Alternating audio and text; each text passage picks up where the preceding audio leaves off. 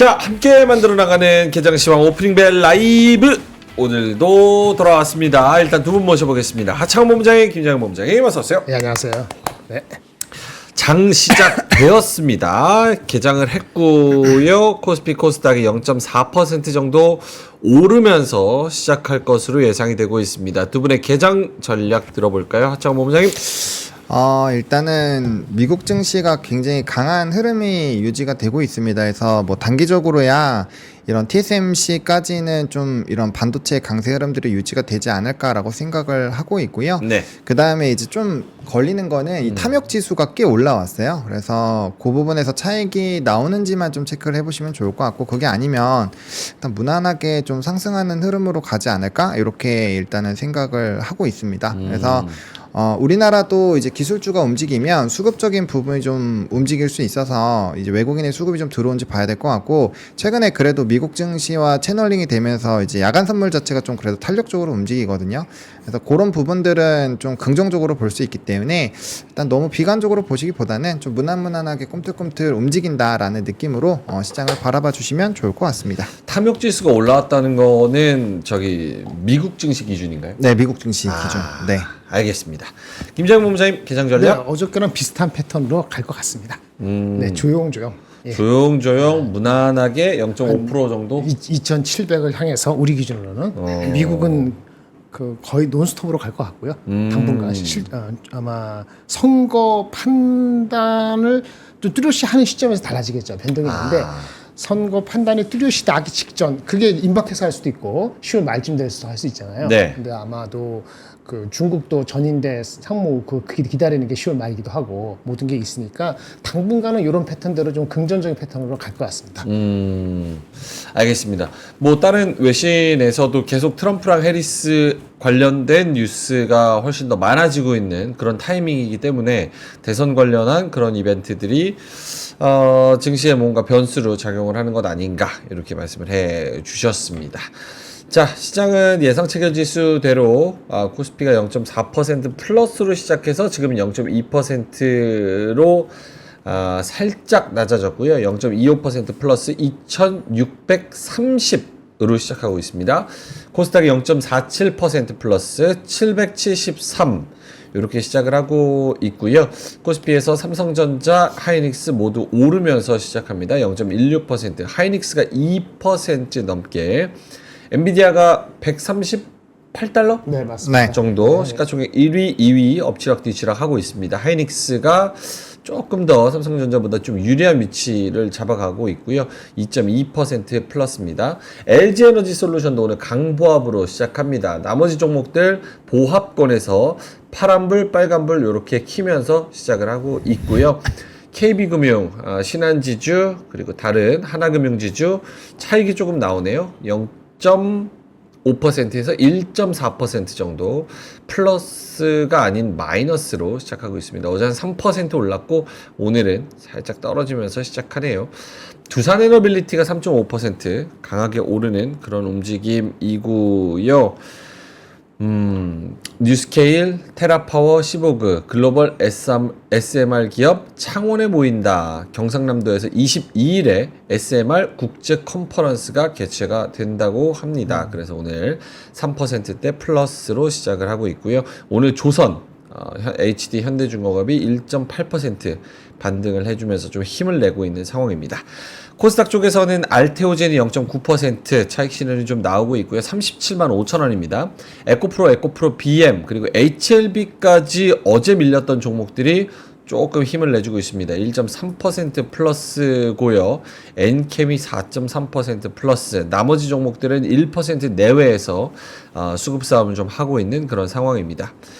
자, 장 본부장님, 눈에 띄는 업종이나 특징 시황을 한번 좀 들어본다면? 네, 일단은 뭐 시간에부터 이제 사료 곡물 쪽이 조금 움직였는데, 사실 이번에 나왔던 세계 곡물 보고서에 따르면 막 그렇게까지 심각한 내용은 없었거든요. 근데 이제 앞쪽 방송에서도 얘기한 것처럼 이제 미국이 사드 배치를 하는 그런 내용들이 있다 보니까 그런 부분에서의 좀 영향이 있었던 것 같고요. 그 다음에 지금 이제 그 현대건설이 SMR 쪽에서의 좀 이슈가 있어요. 그래서 그런 내용들이 좀 있어서 뭐 원전 쪽이 좀 신문이 많이 나왔더라고요. 그래서 원전 관련된 쪽이 조금은 움직임이 나타났고요.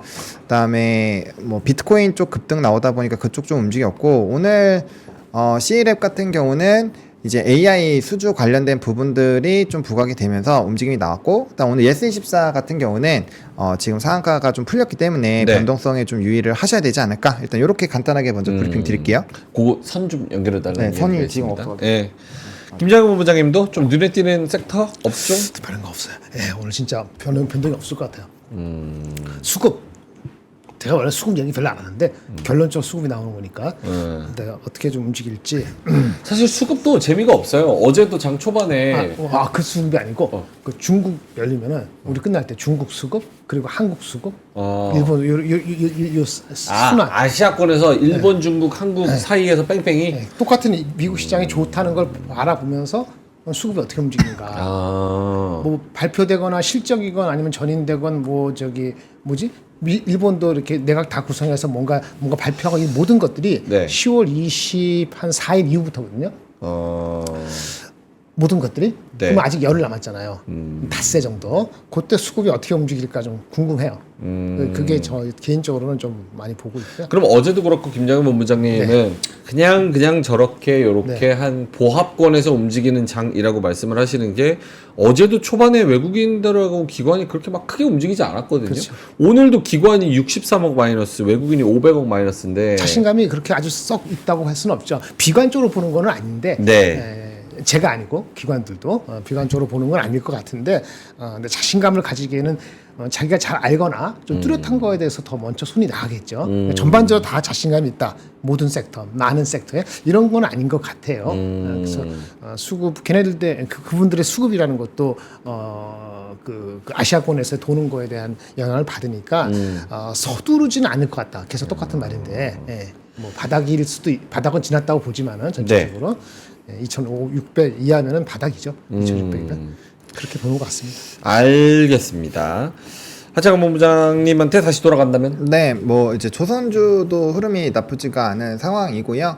다음 고려아연 이쪽은 이제 장내 매수로 배틀이 들어가게 됐거든요. 그래서 열심히 또 싸워야 됩니다. 지분 입장에서 이제 자사주 매입은 이제 의결권으로 들어갈 수가 없기 때문에 장내 매수로 굉장히 좀 치열해질 것 같아서 영풍과 뭐 고려아연 이 사태는 뭐 한동안 지속되지 않을까라고 보고 있고요.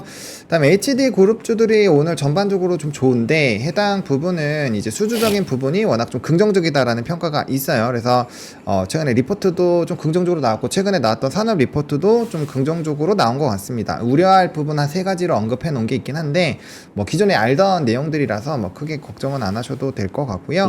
그다음에 비트코인 쪽이 좀 많이 올랐죠. 오늘 그래서 사실 이제 미국장에선 코인베이스 글로벌 이런 것도 막 2자릿수 이상 급등 나오고 했는데 일단 신문에서는 아마 중국에 대한 자금이 코인 시장으로 올 거다라는 부분이랑 이제 트럼프 쪽으로 기울어서 된다라고 얘기가 주로 나오고 있는데 그거보다는 마운트곡스 물량이 굉장히 많이 나와야 되는데 그게 44,000개 정도가 내년 10월 달로 밀렸어요. 그게 그래서 그런 것들로 물량에 대한 나오는 것들이 좀 줄어든 것들 그럼 코인베이스 쪽에서 거래 대금이 늘어난 것들 그런 것들이 오히려 더 코인의 상승에 영향을 줬고요. 이건 좀 연속성을 가질 수 있는 재료라서 그런 쪽은 좀 관심 있게 보셔도 괜찮을 것 같고요. 그다음에 이제 반도체 쪽은 뭐 오늘 FST 이런 거는 이제 시간에부터 펠리클 관련된 부분에서 좀 급등이 나왔었는데 뭐 좀 개별주들은 좀 가는 것 같아요. 근데 이제 또 종목별 일부 차별화가 되고 있는 것 같아서 일단 시장에서도 반도체에 대한 기조가 뭐 단기간으로는 좀 좋아지지 않을까 이렇게 생각을 하고 있는 것 같은데 이게 이제 아까 제가 탐욕지수 말씀드린 것처럼 미국장도 그런 거에서 좀 자유롭지는 못할 수 있기 때문에 만약에 TSMC 실적 발표 이후에 좀 좋은 이슈로 뿜 하고 올라가면은 거기에서 약간의 좀 차익 매물들이 일부 나올 수 있지 않을까? 그래서 그런 생각들은 좀 하시면서 대응을 해야 될 것 같고요. 일단 오늘 뭐 지면 신문에 그 로봇 그 삼성전자 보핏 관련된 얘기 좀 있거든요. 네. 그러다 보니까 오늘은 약간 로봇 쪽들이 탄력도가 일부 있을 수 있어요. 오늘 기사 되게 크게 나왔거든요. 네. 그래서 그런 것들까지 체크를 해보시면 좋을 것 같습니다. 말씀하신 대로 레인보우 로보틱스 오늘 장 초반에 시가총액 상위주에서 혼자 한 2% 3% 정도 오르면서 스타트를 끊었습니다. 그리고 반도체 소부장이 오늘은 굉장히 좋네요. SNS텍이 7% 오르고 있고요. 아까 말씀하신 FSD 25% 상승입니다. 이외에도 테크윙, 에이직랜드, 사피엔 반도체 이런 애들도 오르고 있고 파크 시스템즈 여기도 5% 플러스로 시작하고 있습니다. ISC 뭐 등등등등 해서 요런 반도체 소부장 관련된 애들이 힘을 좀 내주고 있는 그런 상황입니다. 그러면 아까 말씀하신 미국의 탐욕 지수가 네. 올라간 부분이 우리나라는 사실 미국의 상승을 따라가지 못했잖아요. 물론 그 그렇죠. 안에는 여러 가지 이유를 찾을 수 있겠지만 그러면 탐욕 지수가 올라가서 미국 증시가 좀 위험하다 싶으면은 역시나 우리나라도 같이 좀 밀릴 수 있는 그런 상황이 나올 수도 있습니까? 네, 저는 그렇게 생각을 하고 있어서 탐욕 지수를 일부러 좀 거론을 드렸습니다. 왜냐면 뭐 일단 제가 브리핑 드리는 스토리 자체도 일단 미국 중심으로 해서 좀 스토리를 들려드리는 것도 있고요. 그다음에 지금 사실 최근에 분위기가 뭐 SK 하이닉스도 19만 원대 뚫고 하는 게 사실 우리나라에서 아직까지는 하이닉스가 실적이 좋을 거라고 예상은 하고 있지만 실적 발표 아직 안 했잖아요. 24일이니까 시간도 남아 있는데 그래도 계속 연속적으로 상승을 하는 것들을 보면은 결국에는 이제 엔비디아랑 TSMC, 엔비디아 같은 경우는 지금 목표 주가 상향 리포트들이 막 쏟아져 나오고 있는 상황이거든요. 그런 것들에 힘입어서 같이 움직이고 있다라고 생각을 하고 있거든요. 그래서 아무래도 그쪽에서 단기 차익이 나오면 좀 부담스러울 수 있는 부분이고 이미 다우랑 S&P는 신고가 계속 갱신을 하면서 올라가고 있는 상황이고 이제 나스닥이 직전 고점을 뚜르랑 말랑 하고 있는 상황이고 엔비디아도 좀 비슷한 상황인데 만약에 거기서 이제 탐욕 지수가 올랐다고 해서 무조건 빠지는 건 아니지만 만약에 거기서 과하게 좀 상승을 해주면 분명 거기에 따른 좀 단기 차이가 나올 수 있지 않을까라고 보고 있고요. 그러면 올라갈 때도 잘 쫓아가지 못하지만 또 떨어질 땐 기가 막히게 채널링을 하잖아요. 그래서 그런 부분에서 너무 급하게 쫓아가시면 또 한번 얻어맞을 수 있으니 그런 것들 감안하셔가지고 매매하실 때 의사결정을 하시면 좋을 것 같아서 그래서 굳이 말씀을 좀 드려봤습니다. 알겠습니다. 구름샘님께서 어제 밥값 못했는데 오늘은 밥값 벌었다. 밥값 완료 이렇게 말씀하셨어요. 요즘은 사실 시장이 어려워서 밥값만 벌어도 굉장히 성공적인 시장 아닌가 그런 그렇죠. 생각이 좀 그럴 수 있죠. 들기도 합니다. 다이앤님께서 오늘 네이버 오르는데 왜 오르나요? 이렇게 말씀하셔가지고 네이버 딱히 뭐가 있나요? 가끔 리포트 나오죠. 실적 시즌이니까. 이런 이야기는 있네요. 역대 최대 실적의 네이버, 숨고르기 카카오, 3분기 실적이 희비가 엇갈린다. 그러니까 그렇게 실적 해서 이렇게 얘기하는 거죠. 20만 원 이하에서는 오케이. 새로운 그가 있어서 쓴 것 같지 않고. 비주력 사업을 정리하며 경영 효율화를 추진 중인 카카오는 숨고르기가 예상되고 네이버 같은 경우는 사상 최대 실적이 나올 것 같다. 영업이익이 4,917억. 영업이익이 YY로 29% 증가한 수치. 이야. 그러니까 네이버는 제 생각에는 좀 카카오에 좀 많은 피해를 입는 그런 네이버가 그쵸? 엮여서요. 엮여 있어서 다른 주가적으로 다른 면이 있는데 옆에 친구가 막 죽수니까 야 너네들이 같이 다녔지 너들로 와 가서 같이 벌서는 영향을 좀 받긴 받겠죠. 불가피하게. 알겠습니다. 오늘 1.5% 올라서 17만 3,900원에 거래가 엄청 많은 리포트들이 어제 오늘 사이 나온 건 없어요. 주말에 보통 많이 하니까 네. 어저께 많이 나왔고 오늘은 별로 그닥. 네. 알겠습니다. 오늘 반도체 HBM 쪽 플러스에서 뉴로모픽 반도체, 뭐 반도체 이수페타 제로 씨가 부품. 짱이야. 이수페타 씨가 짱이에요? 네. 그래요? 왜냐면은 저번에 말씀드렸지만 일단 어저께 말씀드렸잖아요. 밸류가 일단 제일 싸고 다 20배 넘는데 얘는 20배 안 넘거든요. 네. 그 무엇보다도 그 뭐지? 한미반도체는 하이닉스가 딴 데 간다 뭐 이런 얘기도 있잖아요.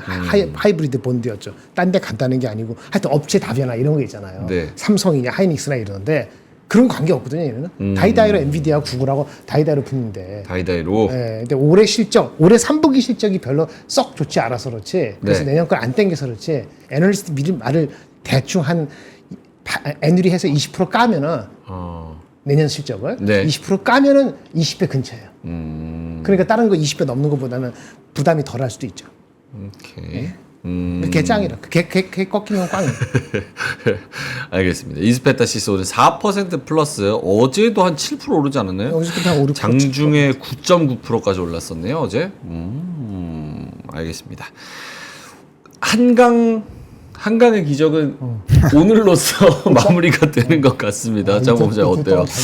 근데 예스24가 장 초반에 8%로 시작을 했는데 뭐 아직까지는 20%대를 유지를 하고 있어서 얘가 또 상한가 들어가 버리면 또 시작이기는 하거든요. 근데 예님당은 또 17% 떨어지잖아요. 아, 그쵸. 그러니까 연속성이 떨어지는 애들부터 이제 탈락을 하는 거라서 보통은 이제 가면은 계속 가는 애만 가기 때문에 사실 뭐 하루 이틀 지나면 이제 좀 연관성이 떨어지는 쪽들은 안 하시는 게 맞긴 하죠. 특히나 우리나라 국장 특성상 좀 그런 부분들에서 좀 빠르게 또 돌리기 때문에 뭐 아무튼 신규 진입하시는 분들은 뭐 이제 야수의 심장을 가지시고 나 잘 할 수 있다라고 하시면 하는 건데 저는 이슈 첫날 지나고 나서부터 하는 거 별로 안 좋아하는 편이라서 뭐 잘 의사결정을 해보시면 좋을 것 같고요. 지금 그 T사이언티픽 요런 종목군들이 좀 더 세지네요. 이거 코인 관련된 종목인데 네.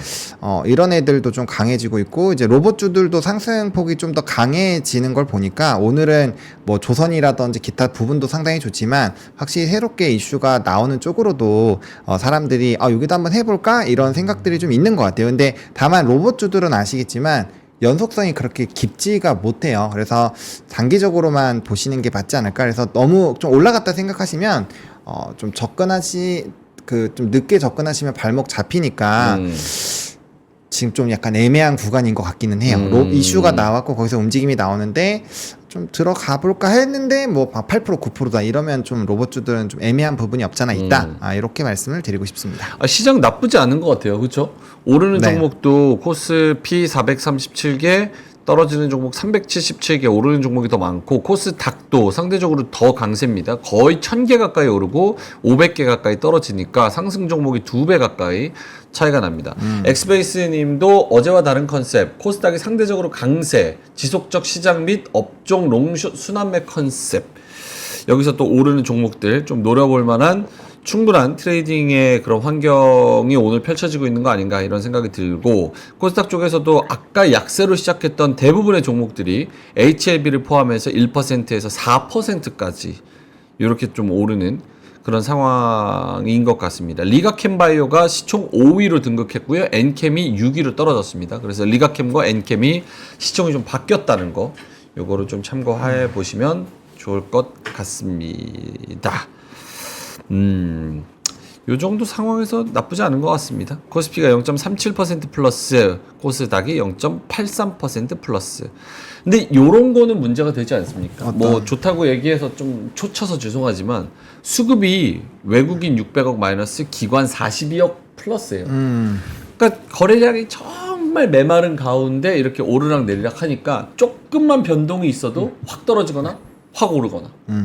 그래서 변동의 임팩트가 굉장히 큰 시장 아닌가요? 좀 불안하기도 하고. 그렇죠. 그러니까 왜 그러냐면은 잘 말씀해 주신 것처럼 외국인이나 기관이 좀 든든하게 들어와 주면서 뭔가 이제 산업이 움직이면 좀 그래도 매수 벽이 탄탄하니까 좀 지지를 잘 할 수 있을 것 같은데, 이렇게 수급 자체가 별로 없는 상황에서 움직이면은 좀 의심을 갖고 보는 게 전 맞다라고 생각을 합니다. 그래서 그런 시각을 갖는 거는 나쁘지 않다라고 보고 있고요. 대신에 이제 그거를 좀 갈라서 봐야 되죠. 이전에 기존에 이제 수급적인 부분이 연속적으로 들어오는 애들이 오늘 별로 이렇게 수급이 없어도 탄력적으로 움직일 수 있죠. 그건 이제 힘이 응축되어 있으니까. 하지만 그렇지 않은 산업군들 같은 경우는 좀 애매할 수 있는 거죠. 예를 들면 조선 같은 경우는 그래도 계속적으로 그 외국인의 수급이 강하게 들어오는 산업이다 보니까 네. 탄력적으로 충분히 전 움직일 수 있다고 봐요.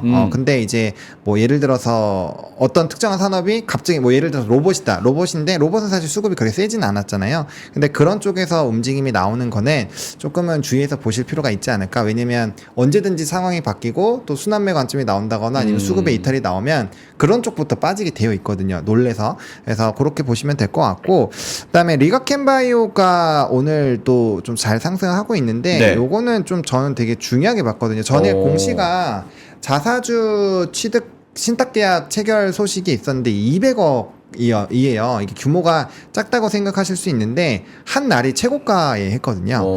그러니까 저는 이거 굉장히 의미 있다라고 보고 있고, 제가 지난주에 ADC 쪽에 대한 산업을 좀 공부해보자라고 말씀을 드렸는데 리가케엠바이오가 갖고 있는 ADC 쪽에서의 기술은 굉장히 뛰어납니다. 이제 다른 경쟁사 대비했을 때 2배에서 한 10배 정도 차이가 난다라고 이미 알려져 있고, 이게 이제 제2의 알테오젠처럼 정말 이 기업에 대한 펀드 자체를 뒤집어 엎을 만한 요인이다라고 보고 있거든요. 이번에 그 기술 수출도 상당히 좀 잘 된 상황이고요. 그래서 만약에 ADC 쪽으로 본다라고 한다면 위치가 높아서 이거 바로 사실하는 얘기는 아니지만 한번 이런 종목군들에 대해서는 좀 진지하게 공부를 해보시면은 그래도 뭐 바이오 쪽 우리나라는 좀 약간 불안하긴 하지만 그래도 몇몇은 좀 괜찮을 수 있지, 이렇게 생각을 하실 수 있기 때문에 그냥 공부 차원으로 한번 해놓으시면은 나중에 바이오 이해하실 때 좀 도움이 많이 되지 않을까. 이것도 좀 첨언 드리겠습니다. 어제 좀 중요한 공시가 나왔었기 때문에 네, 겸사겸사 말씀드리겠습니다. 리가켐바이오는 200억 규모의 자사주 취득의 신탁 계약을 체결했다. 계약 기간은 내년 10월 14일까지다. 이런 이야기가 있었습니다. 오늘 코스닥 분위기가 꽤 좋습니다. 리가켐도 3.5% 오르고 HLB도 3.2%, 알테오젠도 플러스로 전환하면서 1.2% 오르고요. 그러니까 딱 정해진 수급 안에서 어디 뭐 가지, 어디 가야 되지 뭐 이렇게 생각을 하는데 그 안에서 좀 코스닥의 종목들이 선택되는 게 꽤 있는 것 같습니다. JYP 그리고 하이브도 오늘 오르는 것 같은데 0.4% 정도.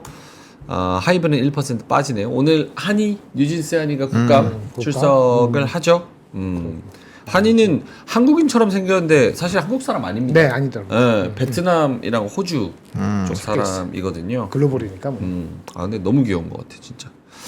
나와서 사실은 국회의원들도 정치인들도 국감이 잘 되고 많은 사람이 보고 그게 흥행을 해야 본인의 표에 도움이 되기 때문에 쓸데없이 증인을 부리는 경우도 분명히 있습니다. 이게 이슈가 되기 위해서.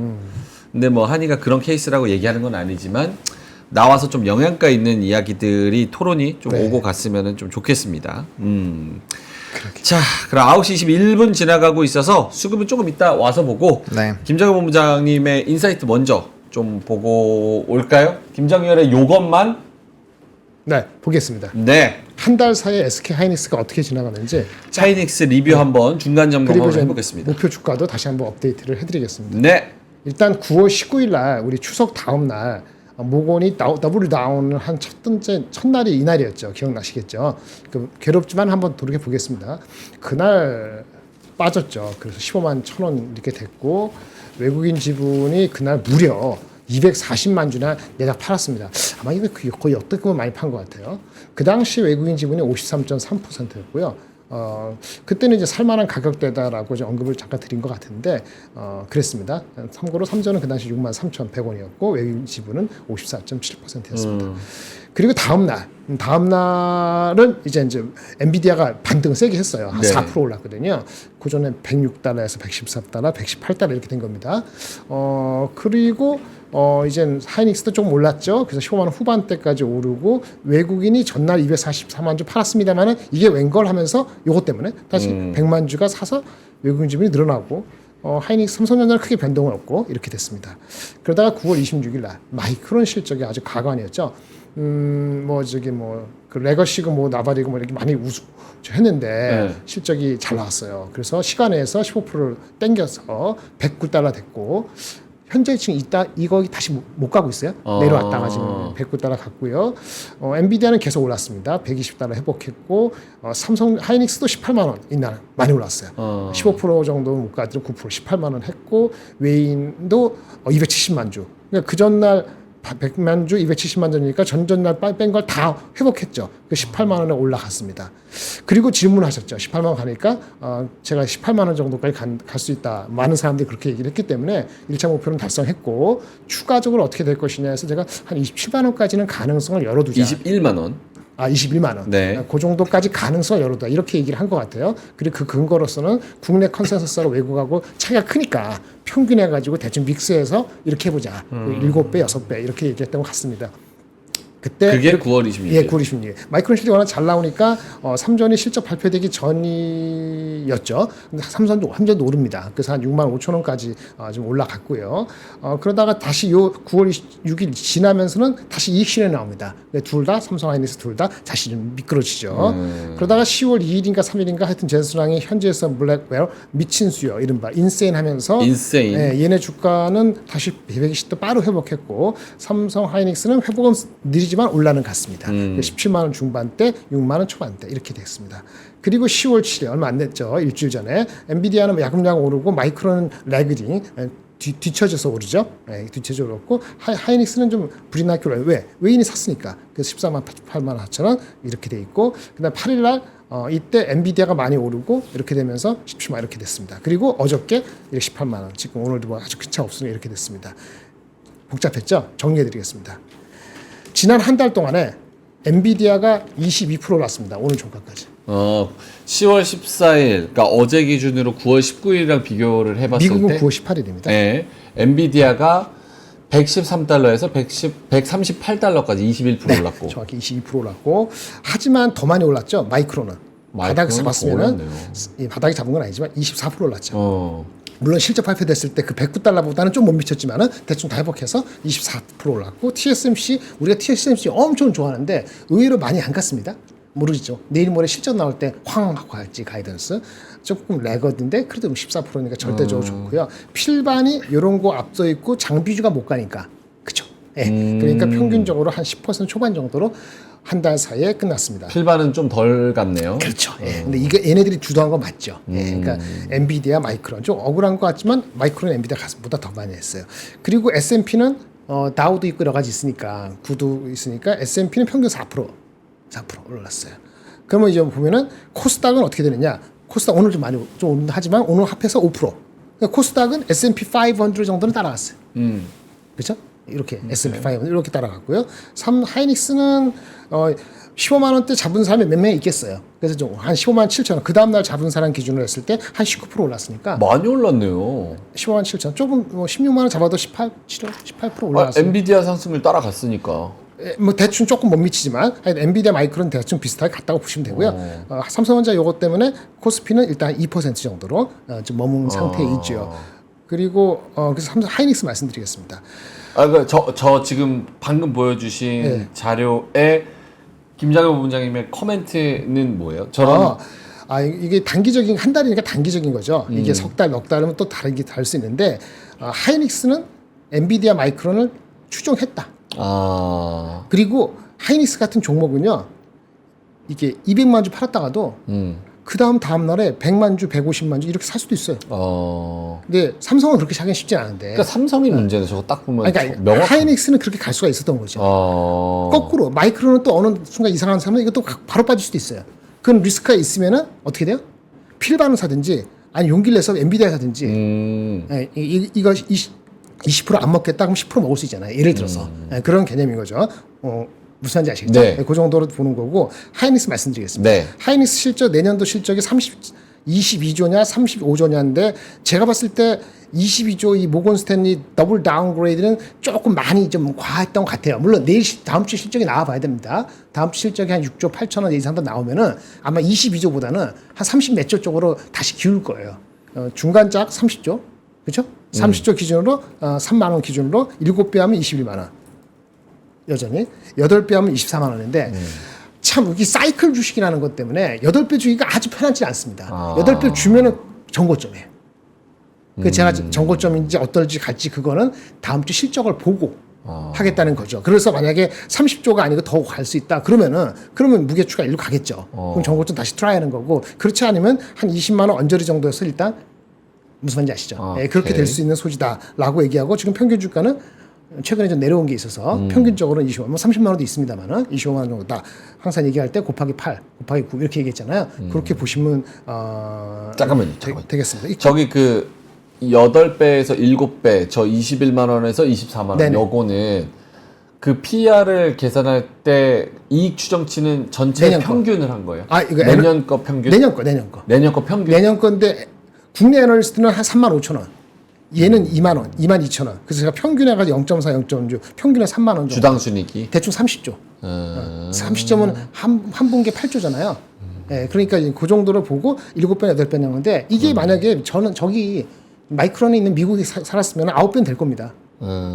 한국에 있기 때문에 9배를 주기가 쉽지 않다고 제가 보는 거죠. 뭔 얘기인지 아시겠죠? 애널리스트 평균도 낮은 애널 추종으로서는 한 9배 안 되게 잡혀 있어요. 그래서 그 정도가 일단 거기까지다. 그래서 PER 내년도 거를 땡겨서 7배, 8배 정도 주면은 21만 원에서 그렇죠. 24만 원 정도. 사실 이게 의미가 없는 게 외국인이 팔아제끼면 아마 먹는 거고 외국인이 더 사면 더 갈 수도 있는데 걔네들도 마이크론 보고 다 보니까 이렇게 될 수 있다라는 거를 업데이트 해드리고 24일날 실적이 진짜 6조 8천억 9천억보다 별로 안 늘어가고 어떻게 나오는지 그것이 뭐 실질적으로 이슈가 되겠다는 거고요. 잠깐 여기서 하나 말씀드릴게요. 이 외국인 지분 움직임 보면은 하이닉스가 삼성전자 시가총액의 3분의 1입니다. 옛날에는 400까지 갔는데 지금 떨어져서 3분의 1. 거꾸로 보면 삼성전자가 하이닉스의 한 3배 정도 되거든요. 하이닉스 외국인 지분이 움직일 때 보면은 뭐 270만 주 팔고 사고 뭐 240만 원 팔고 이날 대응하기 어렵죠. 이날 안 팔고 외국인이 팔 때 안 팔고 280만 주 막 살 때 안 사고 이게 막 어렵잖아요. 보통 의미 있게 볼 때는 한 20만 주 갖고는 안 움직이는데 한 100만 주, 한 80만 주가 사짓되면은 주가가 그 다음부터 움직이더라고. 그러니까 얘네들도 간을 보는 거예요. 그러니까 제가 제 경험상 봤을 때는 하이닉스 외국인 지분이 한 80만 주 정도가 움직인다. 하루에 움직이면 더 큰 거고 한 2, 3일 정도에 80만 주 누계로 움직인다면 이거는 한 방향으로 가는 거 아니겠냐? 저도 한번 생각해 보겠습니다. 그거를 만약에 삼성전자에 대입을 하면은 아까 시가총액의 3분의 1이라 했잖아요. 그죠? 그거 얼마야? 제 겐또요. 그럼 20만 주? 20여만 주, 30만 원, 20만 주 정도가 삼성전자의 외국인 순 매수가 들어오거나 순 매도가 들어오거나 하루에 그렇게 들어가기 쉽지 않지만 며칠 나눠서라도 그렇게 들어오면은 그거는 하나의 시그널일 수도 있지 않을까라는 그 이유를 불문하고 그렇게 한번 추론하는 생각을 갖게 됐습니다. 참고가 되시면 하겠습니다. 알겠습니다. 이상입니다. 너무 좀 리뷰를 한번 쓱 이전 거를 해보면서 굉장히 좋은 자료였는데 채팅창은 아까 제가 그 한이 국감 출석 얘기하면서 다 댓글이 지금 하이브, 방시혁, 미니진, 뭐 한이, 뭐 국회의원 이런 얘기. 무슨 말을 할까? 아일릿까지도 나오고 마그네틱 뭐 나오고. 몇 시에? 모르겠어요. 제가 한번 찾아볼게요. 나가서 1시간 만에 끝나는 건 아니니까. 알겠습니다. 네, 제가 잘못했습니다. 죄송합니다. 한이 얘기 괜히 해가지고 아까 JRP 오르는 게 보여가지고 얘기했다가 괜히 했습니다. 죄송합니다. 자, 하창한 본부장님, 시황 9시 30분 수급 기준으로 한번 봐주시고 신문으로 갈까요? 네, 수급은 아직도 좀 정체가 되어 있는 상황이네요. 외국인은 거래소에서 445억 원이 지금 순매도를 하고 있는 상황이고, 기간은 369억 원. 그러니까 이게 지금 대형주가 어쨌든 초반에 좀 움직였었던, 요 보시면 코스닥도 좋고, 코스피는 좀 전환이 됐죠. 이런 상황인데, 이런 거 보면은 오늘 어제랑 차이점이 뭐냐면, 그래도 어제보다 또 지금 좀 별로 안 좋잖아요. 그래서 밸류업이나 이런 것들이 동시에 다 움직이지 않으면 수급은 그렇게 좀 긍정적이지는 않구나 이렇게 보시면 될 것 같아요.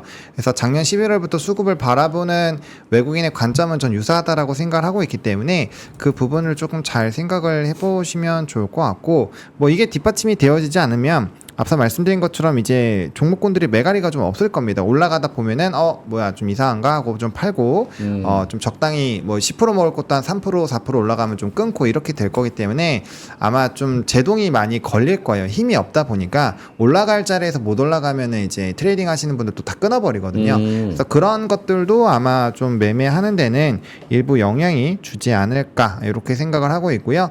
그 다음에 이제 이 급등하는 종목에서 고려산업이 어제 시간에부터 강했는데 지금 나머지가 올라오고 있잖아요. 이게 5대4 항공에 대한 또 공격 이슈가 있었더라고요. 그래서 그런 것들을 좀 붙으면 어쨌든 이 지정적 리스크로 올라가는 거니까 지금 중동발 부분에서 또 좀 문제가 되고 있고, 이거 러시아 우크라이나 이슈로 또 사료 곡물이 움직이는 거거든요.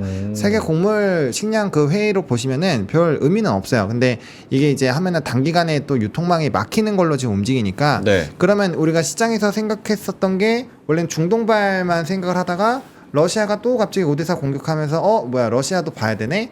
거기에다가 북한도 막 포 돌렸다 이런 얘기도 있으니까 지금 그러면 외국인들로 보게 되면 총 3군데가 지정학적 리스크 지역으로 될 수 있는 거거든요. 그러면 이제 우리나라는 또 관심도가 떨어지게 되죠. 아무래도 우리는 그렇게 생각 안 하지만 해외에서 바라보는 우리는 좀 분단 어쨌든 국가고 휴전 국가다 보니까 그런 것도 아예 배제를 하기는 좀 어렵지 않을까 이런 생각도 좀 들고 있습니다.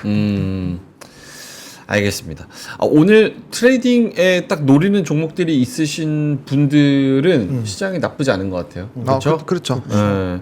오늘 저기 아까 도곡동 단타족 형님도 지금 며칠째 유한양행 얘기를 계속 하는데 오늘 유한양행이 잘 갑니다.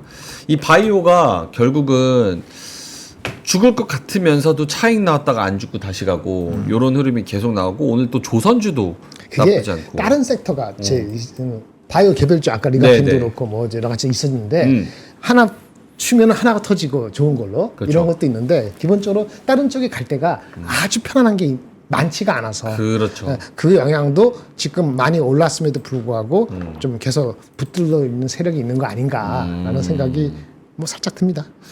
저는 바이오 아예 일자무식이라서 뭐가 제일 좋은 거예요? 알테오젠, 리가캔바이오, 삼천당, 네. 유한 뭐가 좋은 거예요?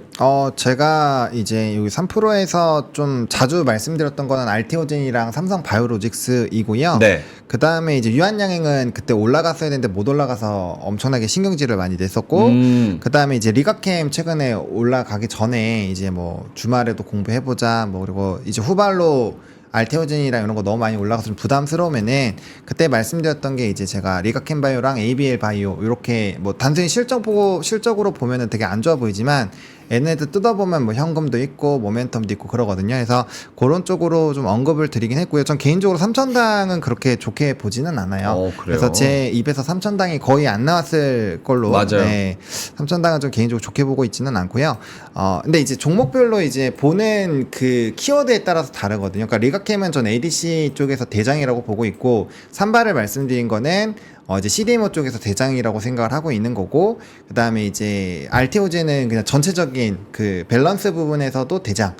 이제 워낙 실적 자체, 펀더 자체가 바뀌는 쪽에서 너무 긍정적인 이벤트를 갖고 있어서 이건 10만 원대 중반부터 되게 좋다라고 계속 말씀을 드렸던 부분이죠. 그래서 바이오는 그렇게 보시면 되는데 이게 좀 계속 공부하다 보면 알테오젠도 그렇고 리가캠도 그렇고 되게 매력적으로 보일 텐데 좀 주가가 많이 올라와서 부담스러울 수 있거든요. 그래서 그런 분들은 뭐 ETF로 접근하셔도 되기 때문에 국내 바이오를 그렇게 신뢰를 하지 않으신다면 충분히 대체로 할 수 있는 것들이 많아요. 그래서 굳이 종목으로 안 들어가셔도 되니까 한번 그냥 공부를 일단 해보는 거죠. 돈 되는 거를 다 그렇죠. 공부를 해보고 이제 나랑 맞고 내가 해볼만 하면 하는 거고 아니면 이제 이렇게 저기로 그냥 보내면 되니까 공부해서 뭐 남 주는 거 아니잖아요. 예, 그래서 그렇죠. 일단 배경 지식을 늘려놓으면 네. 다음번에 또 기회를 잡을 수 있습니다.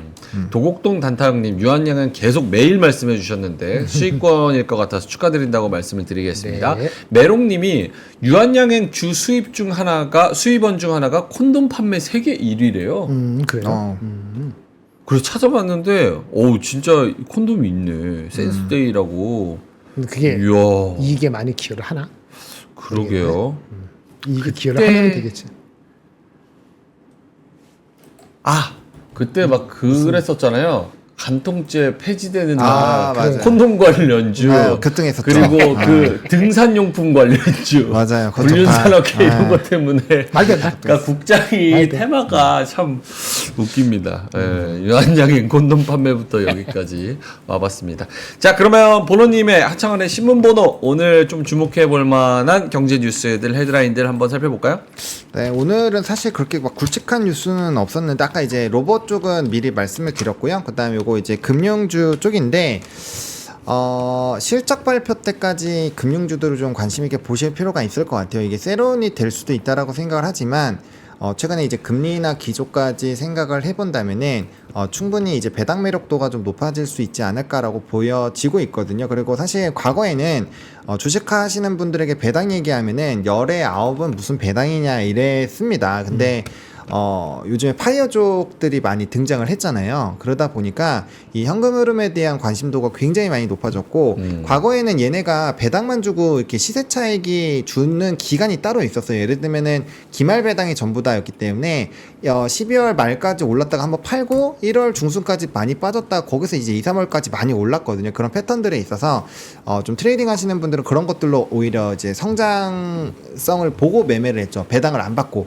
그래서 그런 매매들을 많이 했었는데 요즘에는 시세 차익도 나고 분기 배당으로 배당도 챙겨주고 그다음에 이제 환원율 자체도 상당히 높아지고 있는 부분이어서 그리고 이제 증권가에서 굉장히 좀 긍정적인 평가들을 많이 하고 있어요. 예를 들면 KB금융 같은 경우는 지금 환원율이 40%인데 이게 50%까지도 올리지 않을까 이런 전망들이 막 나오고 있거든요. 그러면 이제 보유하고 있는 사람들은 유리해지는 거죠. 그래서 그런 관점에서 뭐 여기도 그렇고 지금 자동차도 그렇고 배당 매력도에다가 지금 모멘텀이 있는 산업군들이 꽤 있다 보니까 관심 있게 보시면 좋을 것 같고 이거는 한 2, 3일 전에 말씀을 드렸던 것 같은데 롯데 쇼핑에서 이제 주당 최소 배당금을 꽤 크게 불렀어요. 그러니까 그런 기업들조차도 상당히 높은 그런 기업들이라고 하면 좀 표현이 이상하긴 한데 아무튼 이렇게 주주 환원을 잘 안 하고 있었던 기업들조차도 최소 배당금이라는 거를 만들어 나가고 있는 현 구조가 만들어지고 있기 때문에 좀 주도하고 있는 산업군들에 대한 매력도는 계속 높아지지 않을까 일단 이렇게 생각을 하고 있습니다. 그래서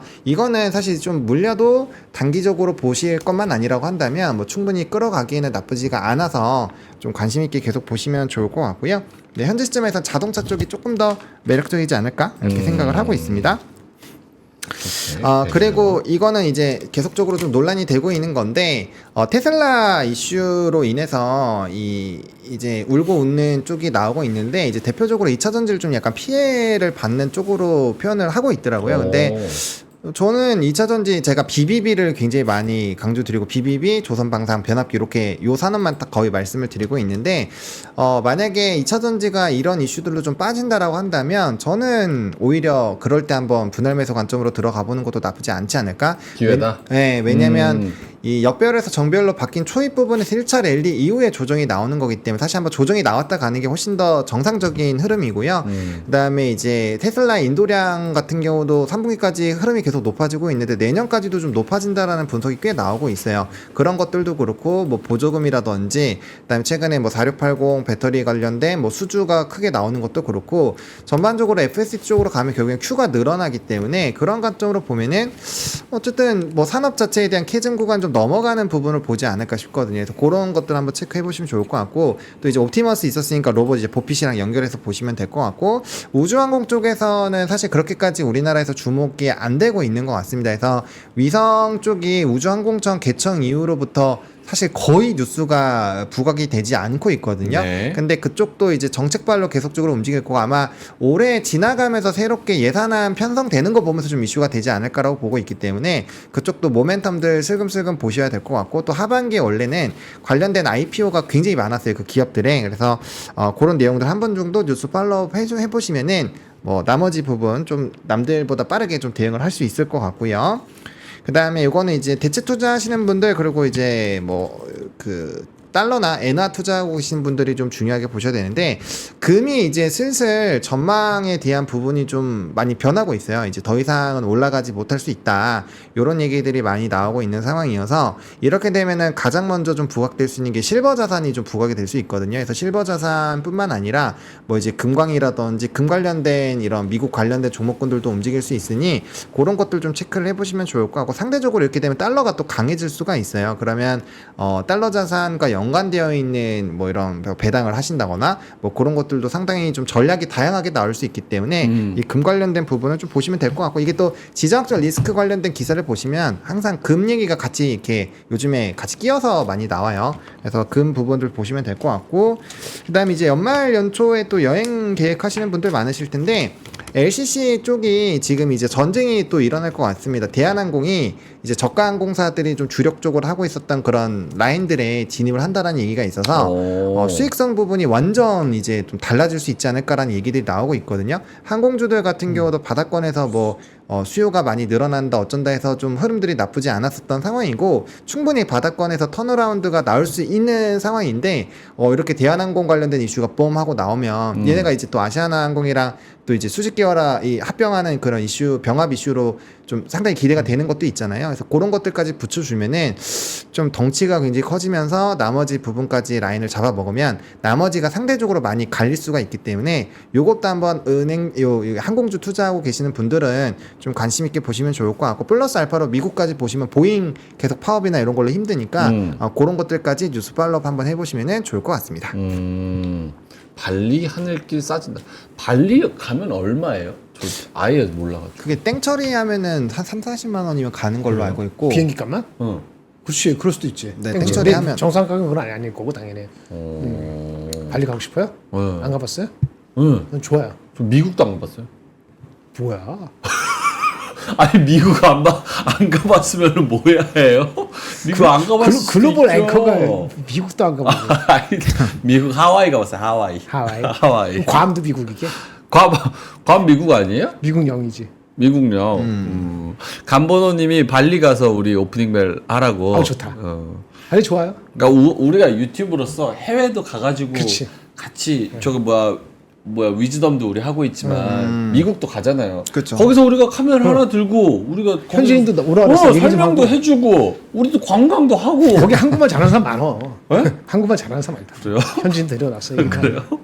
아 얼마나 좋아요. 우리 같이 하면은 라이브하게. 여기서 악플 달던 사람들 얼굴 아이디 체크해서 얼굴도 한번 보고 얼마나 좋아. 알겠습니다. 도비는 자유예요 님께서 BBB 이렇게 말씀해 주셨어요. 배터리, 바이오, 반도체, 방산, 뷰티, 변압기, 근데 배. 다 좋은데 비비비비비 하고 맨 마지막에 하나 단어를 붙여야 돼. 뭐야? 근데 이거 어떤 특정한 그 상표 얘기하는 건 아니고요. 저 소문 받은 거 없으니까 비비비비비 고 해야지. 비비고. 네. 아니, 비비비고 고를 안 붙여갖고 주가가 안 가는 거잖아. 한번 오늘 붙여봐. 컨디션 좋으시네요. 비비비비 그다음에 비비비비비 고. 고 그렇지. 아, 매일 그렇게 주문해 오세요. 언제 할 고맙습니다. 거야. 고맙습니다. 알겠습니다. 자, 종목 그럼 소개시켜줘도 돼? 종목 9시 45분인데 아니, 잘 모르고 그냥 여기 기사가 나온 게 있어. 아짜 모면 이렇게 먼저 마무리된 거죠? 마무리하고 네, 났어. 네, 다시 끝났습니다. 예. 그러면 종목이랑 리포트 조금 보고 아 리포트는 없어. 오늘 나온 게 별로 없는데 네. 종목이 눈에 띄는 게 어제 외국이나 기관이 동시 샀네. 화승 엔터프라이즈라고 화승 엔터프라이즈 기사도 나왔더라고요. 오늘이 15일. 오늘 맞죠? 15일. 예. 의류업황 바닥 진화. 그런데 얘네가 의류업황은 미국에서 안 사는 꽝인데 네. 예, 얘네 주요 고객사가 어떤 애널리스트 리포트 썼네요. SK증권 썼대. SK증권에서 화승 엔터프라이즈에서 3분기 실적 어쩌고저쩌고 이렇게 썼는데 아디다스 주요 고객사잖아요. 그렇죠. 거기가 재고 조정이 끝났답니다. 그래서 다시 오더를 주려나 봐요. 여기 애널리스트가 이 성이 좀 특이하네. 형 애널리스트 SK증권에 이렇게 리포트가 나온 게 오늘 아침 8시 했는데 어저께 외국인이 샀네요. 기관도 샀고.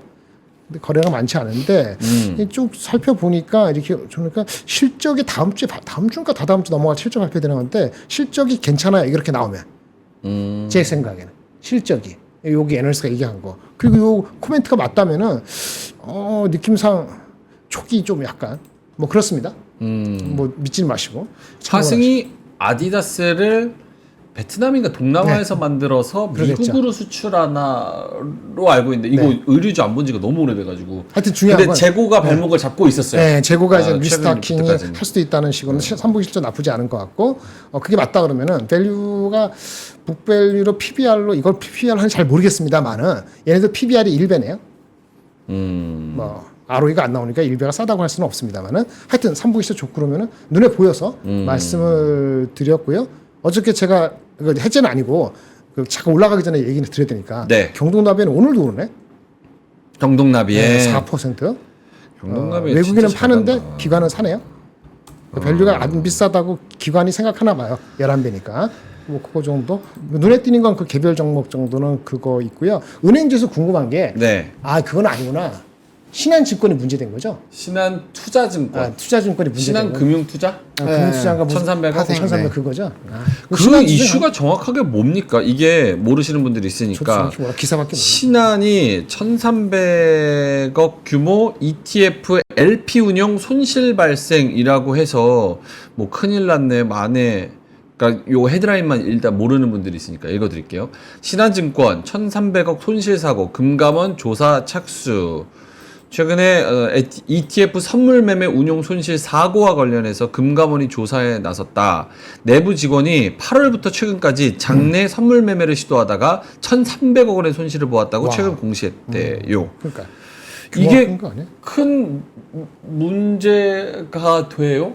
아 그게 이제 스토리가 어떤 거냐면 이게 그 팀장님이 그 단독으로 했다라고 좀 얘기를 들었고 그다음에 그 롱 포지션을 잡고 사실 롱 포지션 잡고 선물을 때려놓고 가면은 네. 이게 이제 그 다음날에 롱을 잡았는데 엄청 떨어졌나 봐요. 그래서 이제 시작부터 몇백억 손실로 시작을 했는데 이게 이제 손실이 났으면 손실 난 거를 정당하게 얘기를 하면 되는데 안 했구나. 그 내부적인 그 시스템을 활용을 해서 허위성으로 이게 수익 난 걸로 바꿔놓은 거예요. 손실을. 멘징하려고 그랬구나. 네, 그렇게 해놨는데 이게 며칠이 지나도 이게 잔고랑 실질적인 결과랑 안 맞으니까 타 그치. 부서에서 이거 어떻게 된 거냐 확인해봐라 해서 문제가 빵 터진 거거든요. 그래서 문제가 되는 거죠. 아. 네, 단순히 손실이 나도 문제긴 한데 당연히 큰 문제죠. 이게 작은 회사 정도면 망할 수 있어요. 망할 수 있는 규모인데 맞아요.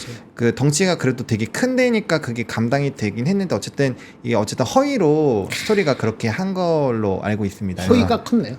네, 규모도 그래서, 크지만. 네, 그래서 그게 이제 문제가 좀 크게 됐다. 아니 은행을 네. 슬라이트리 오버웨이트를 하려고 하는데 제가 아까 짜증 난다 그랬잖아요. 네. 난 갑자기 KB나 하나는 뭐 최근 올라서 다시 왔다 갔다 하지만 신한 지주가 이런 것도 영향을 받는가 갑자기 생각이 나서 KB 하나 넣고 막 넣으면 신한 빼는 거야? 아 그렇진 않겠지 나중에. 그런 생각이 들어서. 아 예전에 그 영화 이, 갬블 있었어요. 갬블? 영어로는 로그 트레이더라고. 우리나라 이- 영화 알고. 네, 미국 영화. 예. 근데 이게 비슷해. 세계 최대 민간은행 베링스가 어떤 직원이 뭐 선물 매매하는 거기를 트레이더로 보냈는데 똑같이 아 그 베어링스. 똑같이 손실 나는데 영국은행. 영국은행 그래가지고 파산 근처까지 갔다 그랬나 뭐 파산됐지 그랬나? 베어링스. 네. 파산했어. 그래서 이 사람이 선물 막 이렇게 하는데 손실 계속 나는 거를 숨기고 몇 년을 하다가 결국 나중에 까보니까 몇 조 원의 손실을 기록한. 아주 옛날의 얘기니까 30년 전 얘기니까. 알겠습니다. 어쨌든 이 스토리라인이 신한의 무언가가 영향이 되고 크게 막 문제가 되고 뭐 이런 정도의 규모는 아닌 거잖아요. 근데 이제 어쨌든 허위 보고가 들어간 거니까 뭐 신뢰도 부분에서는 좀 문제가 될 수 있긴 한데 이거는 또 뭐 시장이 어떻게 판단하는지에 따라서 달라서 네, 그렇습니다. 아무튼 네, 스토리는 뭐 그런 방향이다 정도로 그냥 네. 러프하게 이해를 하시면 될 것 같습니다. 오케이. 알겠습니다. 자, 그러면 9시 51분 지나가고 있고요. 노무현님께서 오늘도 한 4달러, 2달러 여러 가지 보내주고 계신데 역시 내용은 4달러, 읽을 수가 2달러. 없어서 궁금하신 분은 알아서 찾아서 읽으시기 바라겠습니다. 뭔 얘기를 하시나요? 노무현님 슈퍼챗 감사합니다. 자 그러면 마감까지의 어느 정도의 전략 이런 걸 한번 들어볼까요? 코스피는 음전했고 코스닥도 음전했습니다. 약보합권에서 역시 힘이 좀 부족하다라는 니케이는 생각. 어떤가? 무슨 네? 니케이는 플러스죠. 니케이? 마이너스 아니 플러스네. K 플러스입니다. 1% 플러스. 대만은 열어봐야 되고 상해도 열어봐야 되고. 상해도 10시에 열어봐야 되고. 그러니까 일본 열면 일본장 가고 중국 열면 중국장 가나 봐요. 참 진짜 모르겠습니다. 네, 뭐라고 할 말이 없는데. 악플보다 무서운 게 무플이라고 말씀을 드렸는데 무플 국장이 되고 있습니다. 근데 뭐 11월 12월 돼가지고 조금 더 분위기가 좋으면 그리고 우리나라가 밸류업 진정성 있게 열심히 하면 시간이 걸리겠지만 아 금투세는 어떻게 되는 거예요? 이게 뭐 감감무소식이에요? 금투세? 아무 소식 없는데. 같은 입장이시네요. 정보가 따로 있을 게 없잖아요. 아니, 매일 찾아봐요. 매일 2번 정도는 검색하는데 혹시나 손가락이 아파. 여기 기사 9시간 전에 올라왔네요. 9시간 전에? 오리무중 금투세. 어리무지겠지. 아유. 국힘 사모펀드 의혹으로 민주당 압박. 아니 뭐 저기 뭐 신경 쓸 게 워낙 다른 게 많다 보니까 그게 신경이 안 쓰여지나 봅니다. 라고 그냥 엉뚱하게 추론해 봅니다. 위로를 해보는 거죠. 알겠습니다. 마감까지 전략. 오늘은 좀 뭐 보니까 힘이 없다 보수적으로 생각하자. 혹은 마감 때 죽자. 혹은 뭐 가는 종목만 정말 뭐 노리자. 여러 가지가 있을 것 같은데 보로님부터.